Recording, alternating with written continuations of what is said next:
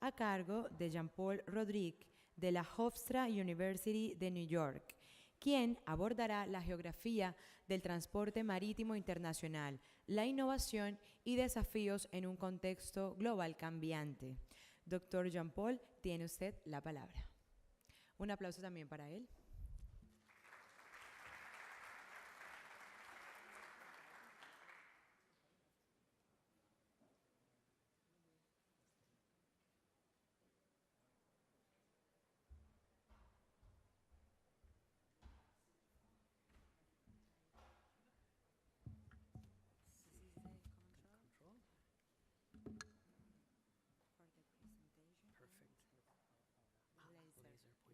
Good. Thank you very much. My pleasure.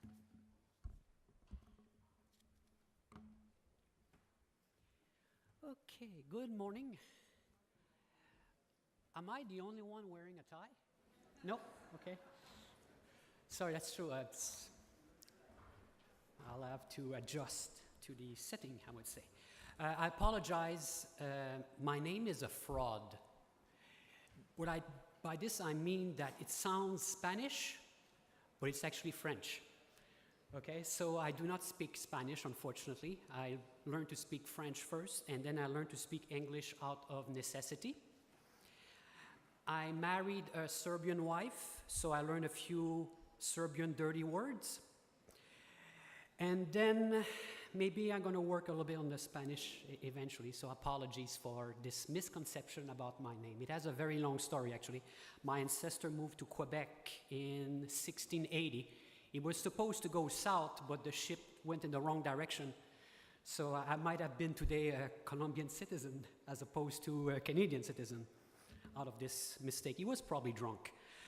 Okay, with this introduction, I would just like to give you a little bit of a perspective about what seems to be happening in the world today. I often start my presentation with this slide. It's one of my favorite, because often it tells you how misguided the industry can be sometimes. Because you have to understand that maritime shipping obviously exists to service other needs. And often the industry tends to see it the other way around. That is, it is the cart driving the horse in this case, which is not true. And it can lead to some problems from time to time. And I suspect often that the current situation of acute overcapacity is, in a sense, a little bit the outcome of that type of thinking. And even, for instance, when you think about the Panama Canal expansion, infrastructure does not create trade. That's a profound misconception. Of course, it makes trade easier, it can create spillover effect, and so on and so forth. But when you look at all of these big infrastructure projects, you have to keep this in mind, that it is not the cart that is driving the horse. And you have to keep in mind what your horse is doing. Okay, so let's move on here. Again, I won't spend too much time on this. I'm only asked to talk for about 3 hours. Are you ready? You have plenty of coffee? Are you all sober? Not a good idea. Okay. Okay. The point would be is when you look at this industry, I've been looking at this industry for 25 years now. I'm not sure if I look as old as I'm really are. I'm a grumpy middle-aged man now. Is how amazing and how globalized it is in a sense of all the stakeholders involved in this such of a process. So if you look at this, I call it the blue chain in a sense, in terms of who builds what, who owns the ships, where the ships are registered, who are the operators, and eventually when the ships are scrapped, you put at this, you get a very interesting picture of the global economy and a very interesting geographical specialization of the stakeholders in terms of who owns, who are the insurers, and so on and so forth. So again, that's a very unique characteristic of the industry. And when you look at what has been driving the growth of shipping, you can come up with 4 reasons. And I would say those reasons are very dangerous.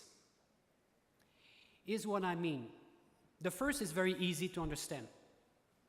The shipping industry has grown because we have a global distribution of resources.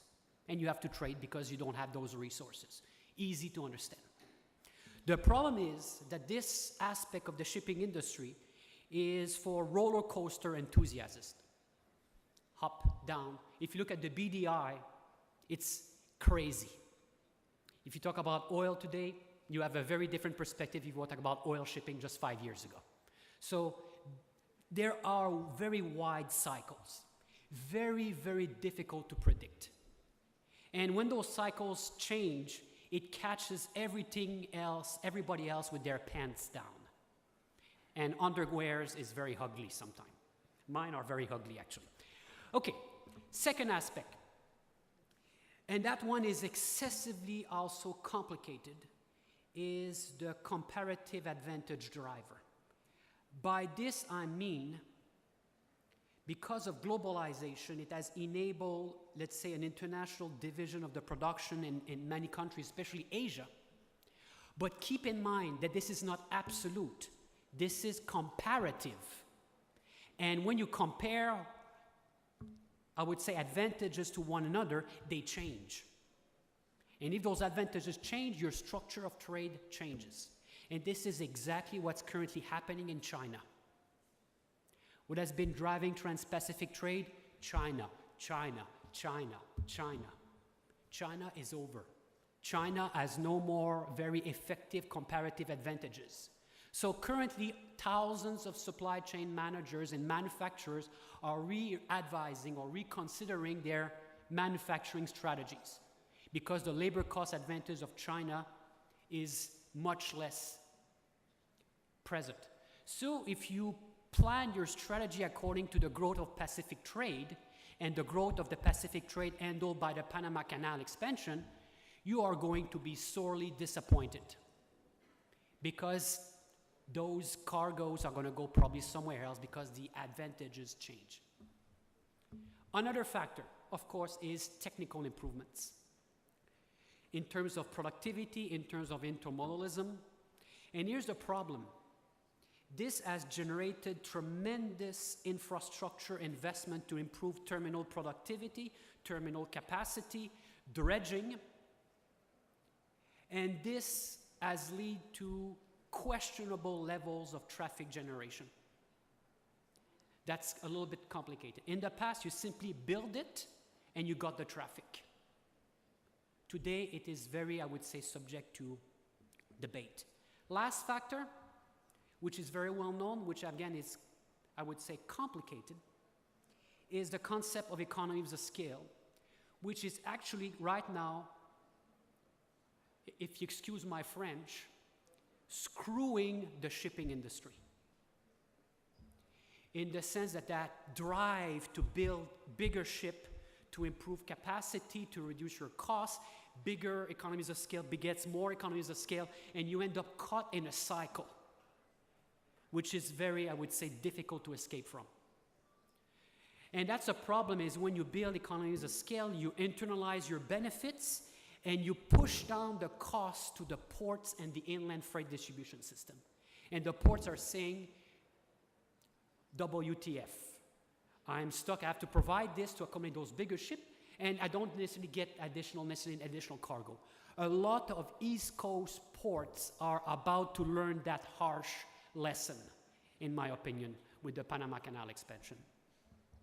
Okay, again, one of my other this is a PhD in economics. Okay? Forecasting does not work. I've done a few. I've revised many forecasting.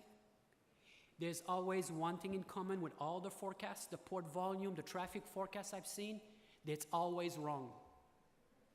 Either overestimate, either underestimate. And this leads, of course, to very complicated decisions. Again, that's another very obvious little figure here, which shows you the growth of global container volumes. And since 2009, something strange happened because things did not went according to what was forecast. And currently, if I look at the models and what the expectations that were made just a few years ago, again, this is subject to different interpretation, but we are currently about 20% less global traffic, container traffic, that people expected just a few years ago. Again, that's at the macro level, at the aggregate level. It doesn't mean that this is for Latin America or, let's say, for Europe, but at the aggregate level right now, we have about 20% less traffic than we thought we have. And I think this is not going to change. And this is an even more interesting development if you look at what seems to be happening again right now. Is it looks like the curve of growth is leveling off and starting to decline, which begs to question, have we reached some level of peak containerization? And we are going to see something of a leveling off at the global level of container volumes, and with the coming recession, this is very much likely to happen. So that's something you have to bear in mind, obviously, because let's see if I can make this advanced piece of technology work. Yeah, I give up. It's okay. Oops, let's go back.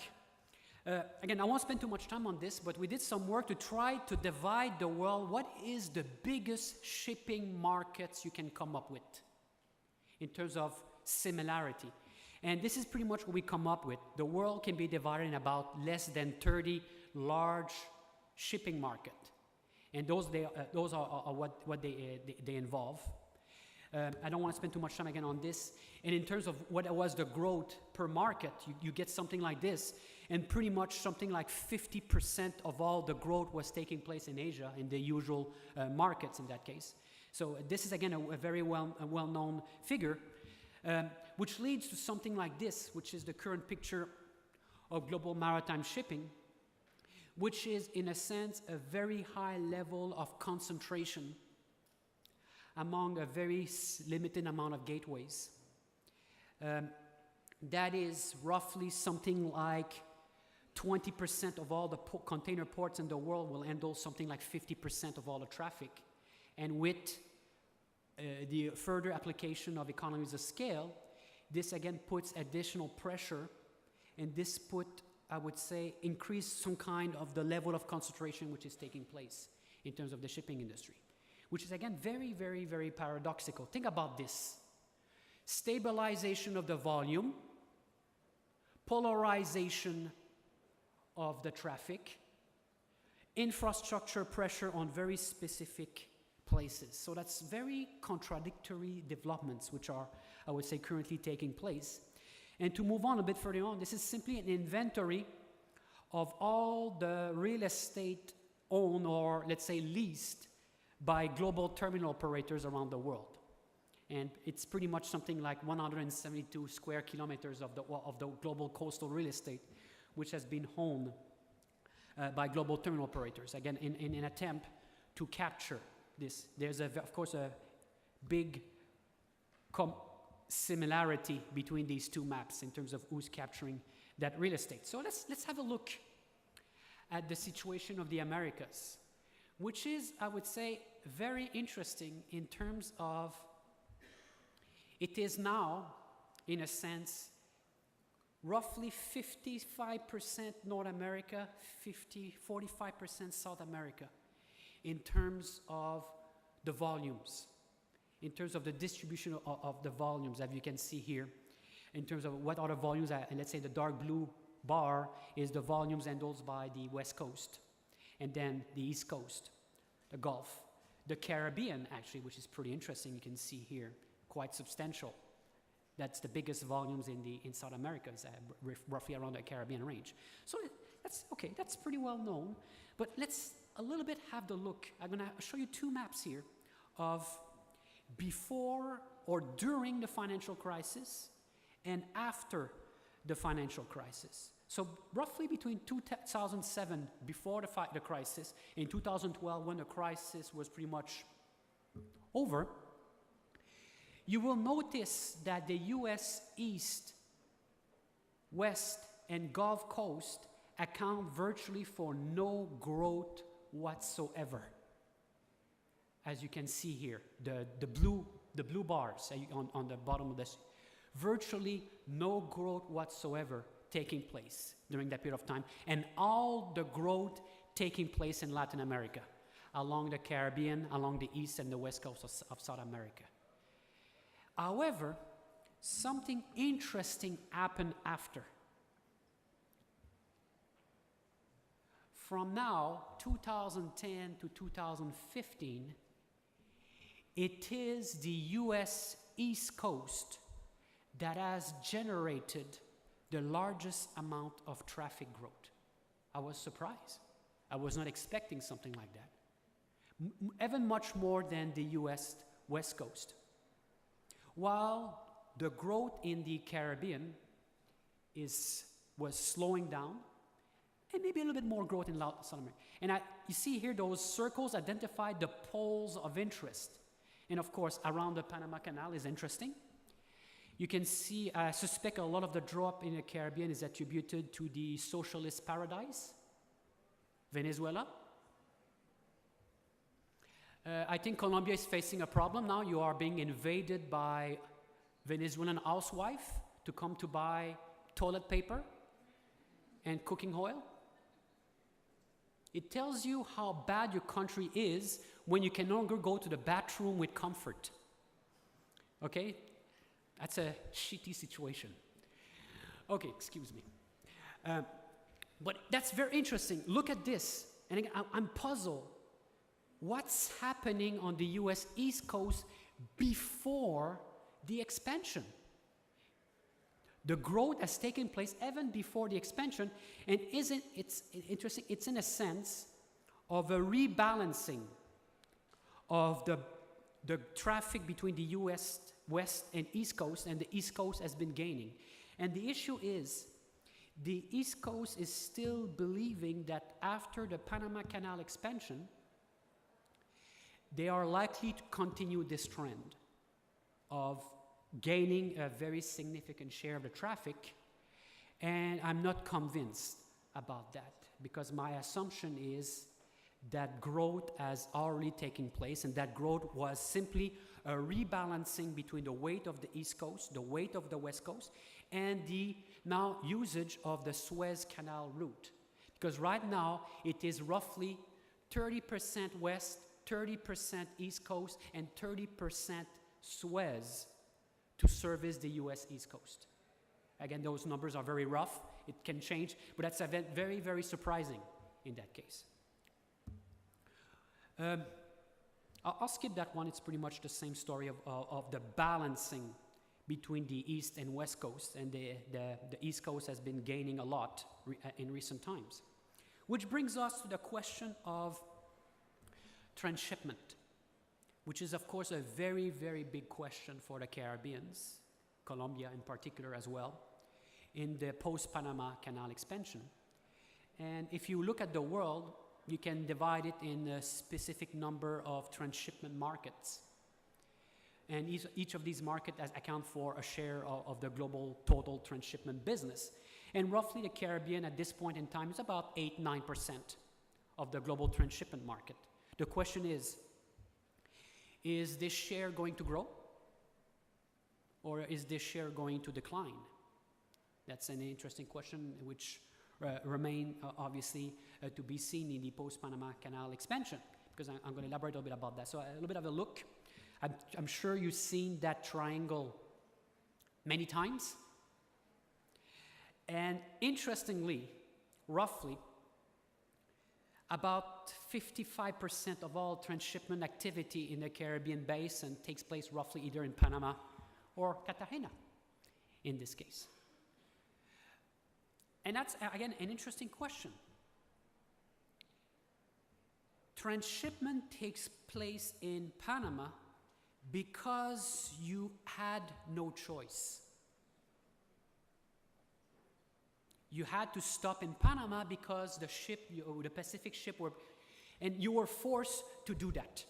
So the fantastic growth of Panama volume, container volume, which actually the Panama Canal cluster of the ports of Balboa and Cristobal, MIT, and all those is bigger than New York right now. I think it's 5 million TEU, if not more. It's very, very impressive. But a lot of this is transshipment because it was forced and imposed. You had to stop. Because you know very well, Panama does not generate any significant volume. So the question is, now that the expansion has taken place, is Panama going to remain the preferred location for transshipment in the region, or is this role or function is going to change? The data I have about Panama recently indicates that Panama has experienced close to, over the last 4 years, 0 container volume growth. Almost 0. So, what are the options right now? Because here's the rule about transshipment. One of the interesting rules is you want to transship preferably where you can maximize your cargo, of course, but also where you can gather domestic cargo as well. It is an additional incentive and attractiveness. And this is, again, under such circumstances, how good is, let's say, Kingston? How good is Cocido? How good is Freeport? Which are all nice, good transshipment options. And this is where, there was this mentioned this morning, I am quite positive and enthusiastic about the Cartagena-Buenaventura option here. That could be an interesting, because you have all this economy that going to act as a magnet for transshipment. That's an option. It doesn't mean it's going to take place, but this is a possibility. However, this possibility is in complete contradiction. Sorry, I could not resist to annoy you, because just to wake you up a little bit. Okay, I'm a jerk. Okay, I'm Canadian. No. Okay, the U.S. East Coast are expecting direct ship calls. The Caribbean ports and some ports in, let's say, Mexico as well, and others in Latin America are expecting transshipment. Who's going to give up? Which option is going to materialize itself? Because those options are paradoxical and are, in a sense, incompatible. So this is what I mean by this little map here. Before the 1990s, up to 1990s, the service using the Panama Canal were conventional. You simply passed by Panama, and then you went to service, let's say, the U.S. East Coast, and you came back. And then the growth of the Pacific trade, the strike on the U.S. West Coast ports, created a duality. That is, permitted the emergence of the transshipment option and permitted the option, of course, again, of continuation of direct services to the East Coast. So now, with the expansion, guess what do you think the East Coast ports are expecting? Which option do you think they are expecting?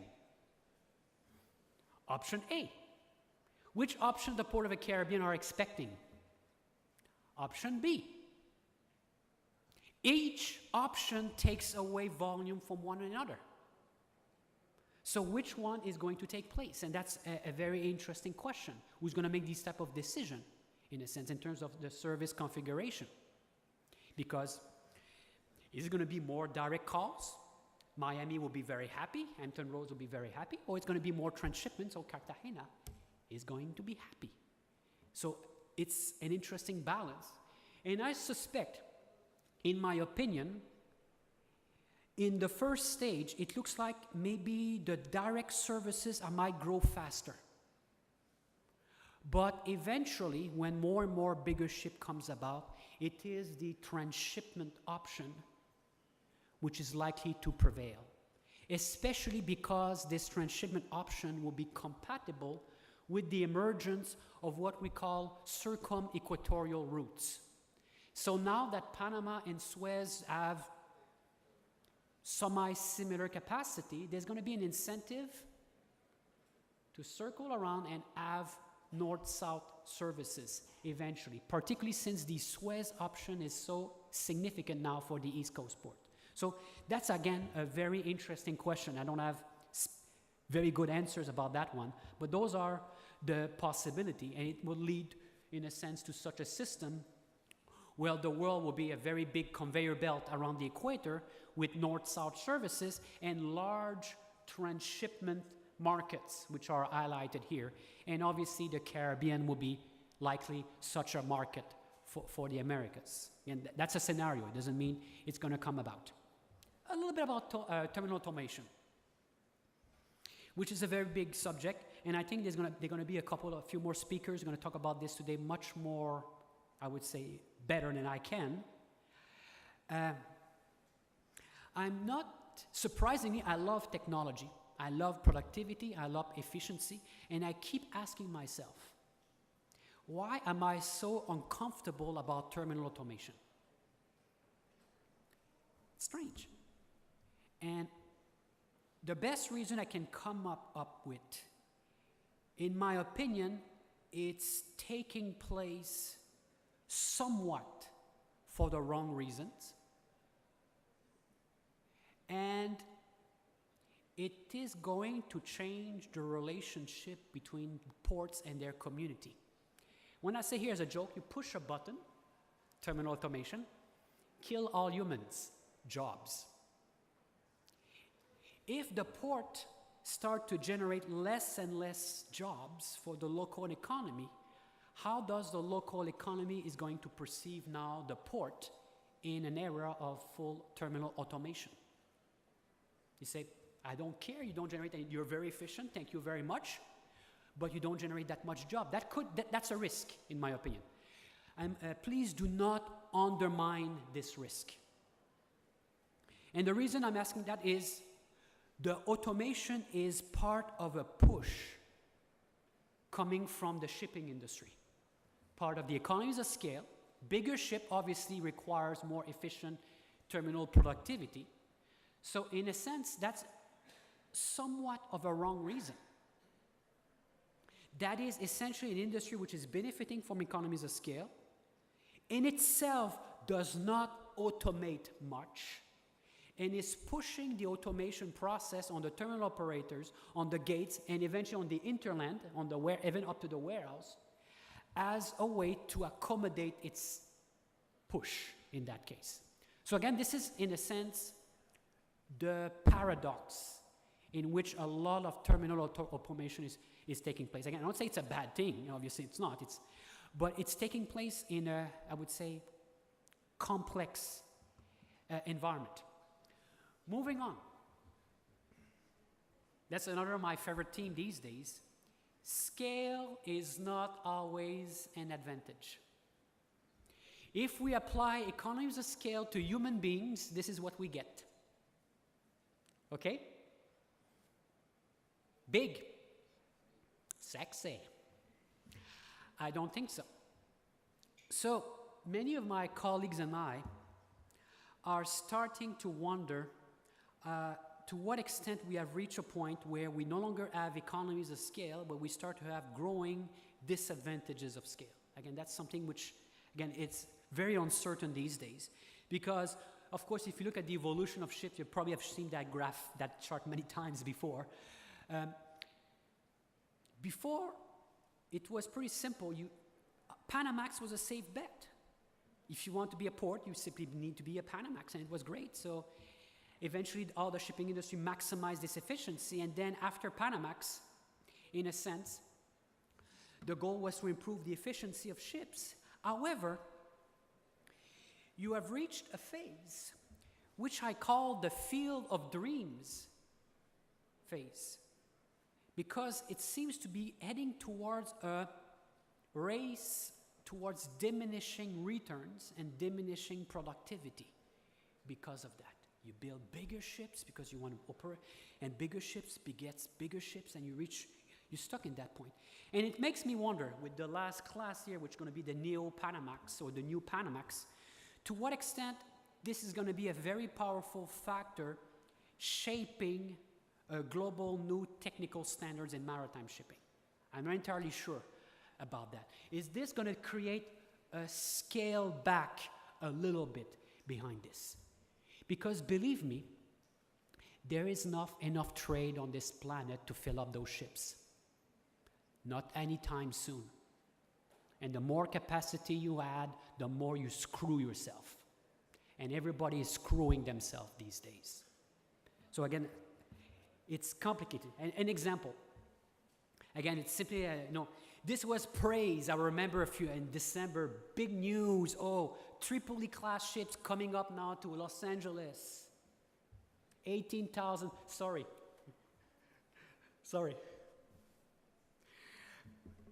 And then guess what? Los Angeles, the biggest port in North America, does not appear to be big enough for this. There might be other reasons behind this, but the service was then discontinued. I find this very revealing. Very, very revealing. And this is this week. You may have heard about this. Miami, it's now in a couple of days or so. We're going to get our first direct post-Panamax ship calling up. And okay, wow, congratulations, Miami. Have a look. That's the ship. Wow. Just 2,000 TEU above. Panamax. And I suspect this might be even too big for Miami. Interesting question here. Actually, it's not too bad. That's actually a class of ship that could be efficient, 8,000 TEU. In my opinion, the utmost maximum bigger ship you can use for the US East Coast. Not because of technical constraints, but because of cargo. So that's the problem with this. The concept of this economies of scale. The bigger the ship, the less port calls. The more transshipment, fair enough. Here's a problem. And many people in the port industry are telling me that. The bigger the ship gets here, the less capacity I have and the less productivity I have. Because all that cargo now is compressed, arrives at a very specific time. The shipping industry wants this cargo to be handled very, very quickly. And you're facing a dilemma of big ship, same cargo, less efficiency. That's a risk. And that's what, of course, is what is pushing automation. You automate and invest in infrastructure to keep your traffic. Just for that. I don't think this is a good deal. I don't think that's great, in my opinion. Here's something else. Have you talked about with supply chain people? If you say, oh, we're going to get now less port calls, less service per week. Sorry, you have to reorganize your supply chain. You're going to have to carry now more inventory because of that in your warehouse. Because instead of a ship calling, let's say, 3 times per week, it's now once or twice per week. Sorry, I'm efficient and handle this. You know what the answer is going to be? Fuck you. I'm going to put my cargo on those Panamax ship because I'm going to pay higher price. I'm going to pay $20, $30, $50 more, but I'm going to get a higher level of frequency. I suspect the supply chain power is going to push a brake on this because you're asking thousands of people to reorganize your supply chain for no benefit whatsoever, just to handle your efficiency. I don't think it's a very good idea that much. Here's something else, again, this is a graph. According to an analysis we've done, roughly about all the terminals, not the ports, the terminals around the world, only around 37% have enough depth to handle those ships. About 40% of them have enough space to handle this type of configuration. And if you cross-reference them together, again, this is simply based upon the data set we have of 500 terminals around the world, about 158 terminals around the world can effectively handle post-Panama ship in a comfortable way in terms of having enough depth and enough terminal space to handle this together. So that's, again, a risk, because if you, I'm going to skip this one, I'm running out of time. And that's the issue of all this disadvantage of scale. It is, again, excuse my French, a very shitty trade-off. Here's what I mean. If you manage a freight distribution system, you say, here's a classic decision. How many warehouses do I need to service a market? If I choose more warehouse, my transportation cost is going to go down, and my warehousing cost is going to be a little bit more efficient. If I do the other way around, it's a trade-off. It's a trade-off within your own system. You make your own trade-off. With economies of scale, it is a pseudo trade-off. It is an artificial trade-off because it is not the shipping industry gaining and then part of it losing. It is the shipping industry gaining and the port and supply chain industry paying for this. That's what I mean by that artificial trade-off. If it was within the own industry itself, it would be great, but it's not. It is an industry gaining and pushing the cost. And then there's a lot of discussion. What is the optimal? Again, don't take this as a fact that much. People say around 8,000, depends on the market, but that's in a sense what we seem to be realizing. I don't have that much time left. I just want to show you that we ran some numbers and we came up with interesting results in terms of space, how many trucks you need to handle this cargo, and how many terminal space, and what could be in theory the viable terminal surface of this. So for Panamax, roughly 500,000 TEU, you're okay.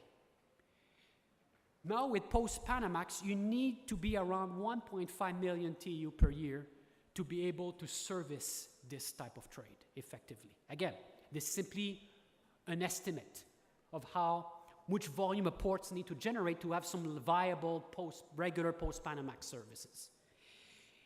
If we go a step further, with those ships, the neo-Panamax ship around 12,000 TEU or so, you need about 5,000 TEU per port call, which needs about 5 hectares of terminal space, stacking space, again, based upon certain RTG configuration. If you automate, of course, you can be more efficient. You can reduce this, no problem with that. You need about 2,500 trucks, which would be about 40 kilometers in length. Or if you put this on trains, which is not an option for Latin America, it's the same story. So you need about 2.5 million TEU volume to be able to service these ships in some kind of a efficient market strategy. So again, all of this is creating pressure on the hinterland. And I wonder how this is going to take place, because at the end of it, it is one single container that needs to go to a warehouse. And now that containers are arriving in bigger and bigger ship, and now it creates a puzzle, a complex puzzle of how to break this down. So this is why you have transshipment hub, this is what you have gateways, this is what you have also inland ports. It is the necessity of accommodating economies of scale and to break down or consolidate these type of volumes.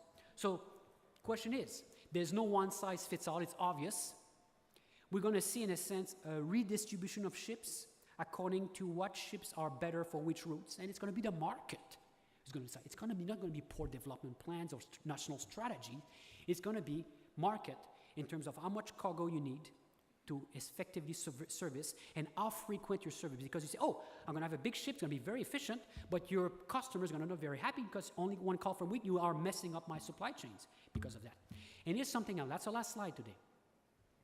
Here's something else which is coming down. We have already discussed the first phase. Is we are now beginning what we can call the fourth industrial revolution.